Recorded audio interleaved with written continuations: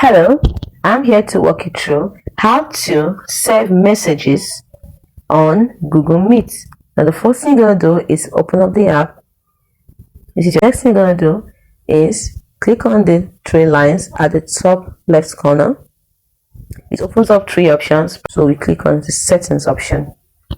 Now it opens up three options. We're going to select calling settings, which opens up four options.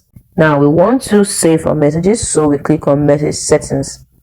Now we have two options here. We to save the messages, which is to save our video messages, our voice messages, our photos messages, and our notes messages. You turn it on.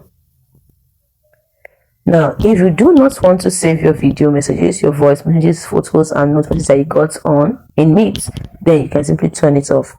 But if you do this means that messages will expire 24 hours after they are opened or sent. If you still want this, confirm your selection by clicking on turn off. That's it.